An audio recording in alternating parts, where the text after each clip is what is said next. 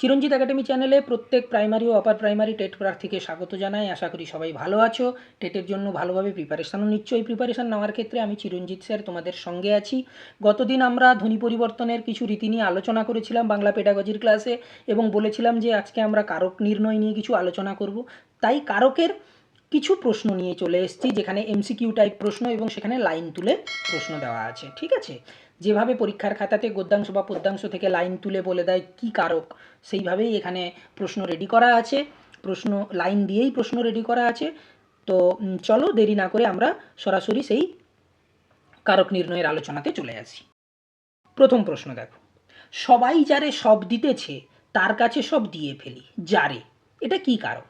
সবাই যারে সব দিতেছে তার কাছে সব দিয়ে ফেলি। কারক নির্ণয়ের ক্ষেত্রে একটা কথা বলে রাখি, কারক নির্ণয়ের ক্ষেত্রে কিন্তু বাক্যের অর্থটা ভালো করে বুঝতে হবে। অর্থ না বুঝলে কিন্তু কারক নির্ণয় করা যাবে না, কারণ ক্রিয়াপদের সঙ্গে অন্যান্য পদের যে সম্পর্ক সেটাই কিন্তু কারক। ঠিক আছে, অপশান কি আছে? কর্তৃকারক, কর্মকারক, সম্প্রদান কারক, অকারক পদ। একটু ভেবে নাও, তারপরে আমি অ্যান্সারে চলে আসছি।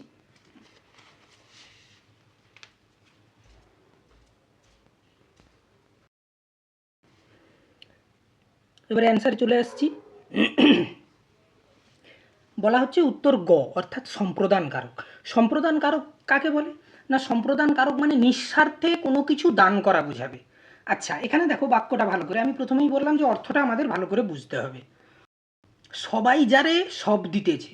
আচ্ছা, একটা বিষয় ভাবো, এখানে তার কাছে সব দিয়ে ফেলে, এখানে একটা বিষয় ভাবো যে এই বাক্যের মধ্য দিয়ে কিন্তু মানে স্পষ্টই বোঝা যাচ্ছে যে এখানে দেবতার উদ্দেশ্যে বা ঠাকুরের উদ্দেশ্যে দেওয়ার কথা কিছু বলা হচ্ছে। তাহলে যারে, এখানে কাকে দেওয়া হচ্ছে? তাহলে এখানে উদ্দেশ্য কিন্তু ঠাকুর বা দেবতা, এবং ঠাকুর বা দেবতার উদ্দেশ্যে যে নৈবেদ্য দেওয়া হয় বা যা কিছু দেওয়া হয় বা যা পুজো অর্চনা দেওয়া হয় সেখানে কিন্তু নিঃস্বার্থভাবেই দেওয়া হয়, সেটা ফেরত পাওয়ার কোনো রকম আশা কিছু এরকম থাকে না। তাই এটাকে আমরা বলবো সম্প্রদানকারক, অর্থাৎ নিঃস্বার্থভাবে কোনো কিছু দান করছে ঠাকুরের উদ্দেশ্যে বা জীবন দেবতার উদ্দেশ্যে, যাকে দান মানে দান করা হচ্ছে। তাই যারে হচ্ছে এখানে জীবন দেবতা বা ঠাকুর এই হিসেবে ব্যবহার করা হয়েছে, তাই এটা সম্প্রদান কারক হবে। কেমন? নেক্সট, তার খেয়ালে মায়ের বুকে ঝরে সুধা। তার খেয়ালে মায়ের বুকে ঝরে সুধা। বুকে কি ধরনের কারক?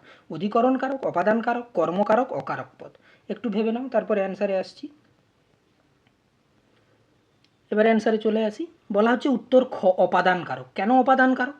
অপাদান কারক মানে থেকে হইতে চেয়ে বোঝাবে, কোনো কিছু থেকে, কোনো কিছু হইতে, কোনো কিছু পরিবর্তিত রূপ থেকে হইতেছে এরকম বোঝাবে। আচ্ছা, এখানে কি হচ্ছে দেখো, তার খেয়ালে মায়ের বুকে ঝরে সুধা। মায়ের বুকে মানে মায়ের বুক থেকে সুধা ঝরে। তাহলে বুকে মানে এখানে বুক থেকে, এই যে থেকে, এই কারণটার জন্যই কিন্তু এটা হচ্ছে অপাদান কারক। ঠিক আছে, থেকে হইতে চেয়ে হলে অপাদান কারক হয়, সেটা কিন্তু বাক্যের অর্থ বুঝে তারপর নির্ণয় করতে হবে বাক্যে কি বলতে চেয়েছে। মায়ের বুকে ঝরে সুধা মানে মায়ের বুক থেকে ঝরে সুধা, তাই এটা অপাদান কারক। নেক্সট প্রশ্নে চলে আসি। করিলাম মন শ্রীবৃন্দাবন বারেক আসিব ফিরে। শ্রীবৃন্দাবন কি ধরনের কারক? অধিকরণ কারক, অপাদান কারক, অকারক পদ, সম্বোধন পদ। আবারও পজ করে একটু ভেবে নাও, তারপর আমি অ্যান্সারে আসছি। এবারে অ্যান্সারে চলে আসি। বলা হচ্ছে উত্তর খ, এটাও অপাদান কারক।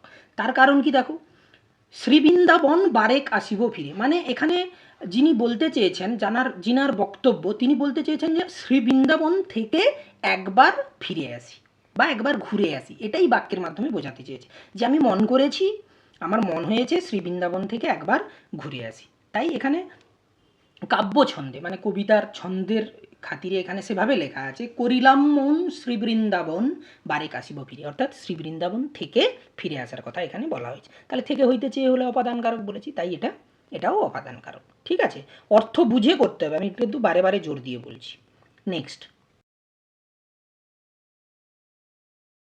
আজিকে যতক, এটা যতেক হবে। আজিকে যতেক বনস্পতির ভাগ্য দেখি যে মন্দ, এটাও কিন্তু কবিতার লাইন। এটা আজিকে কর্তৃকারক, অকারক পদ, অপাদান কারক, অধিকরণ কারক। আবারও পজ করে ভেবে নাও, তারপরে আমি অ্যান্সারে আসছি।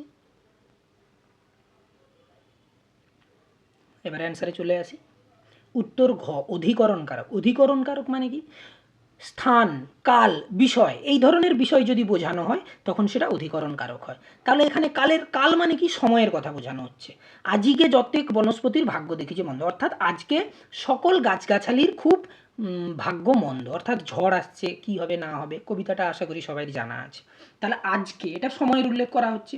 তাহলে সময়ের উল্লেখ থাকলে স্থান, কাল, বিষয় হলে কি হয়, অধিকরণ কারক। কাল মানেই সময়, তাহলে তাই এটা অধিকরণ কারক। ঠিক আছে, কেন কোন কারক হচ্ছে এইটা কিন্তু ভালো করে বুঝে নেবে, কেমন। নেক্সট প্রশ্ন, বিদ্যার সাগর তুমি বিখ্যাত ভারতে। বিদ্যার কি ধরনের পদ? কর্তৃকারক, কর্মকারক, সম্বোধন পদ, সম্বন্ধ পদ। আবার পজ করে ভেবে নাও, তারপরে আমি অ্যান্সারে আসছি।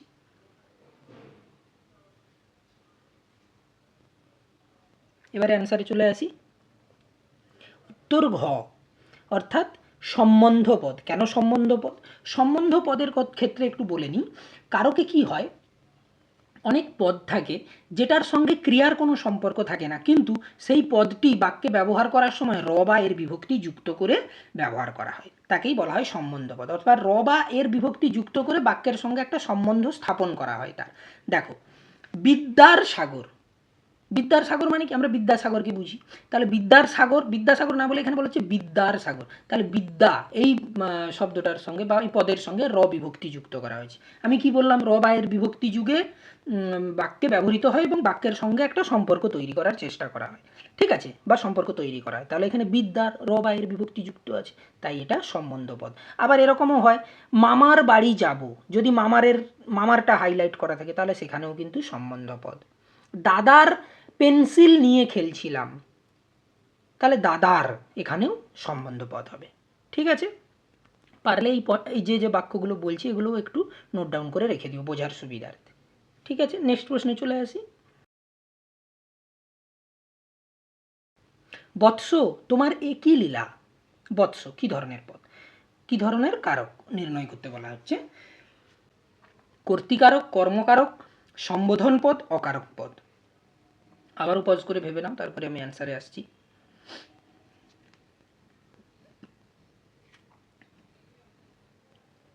এবার অ্যান্সারে চলে আসি। বলা হচ্ছে উত্তর গ, সম্বোধন পদ। সম্বোধন পদ কি, সেটাও সম্বোধন পদেরও, সম্বন্ধ পদের মতো দুটো পদ, সম্বন্ধ পদ, সম্বোধন পদ। সম্বোধন পদটাতেও কিন্তু বাক্যের সঙ্গে একটা সম্পর্ক থাকে ওই পদে।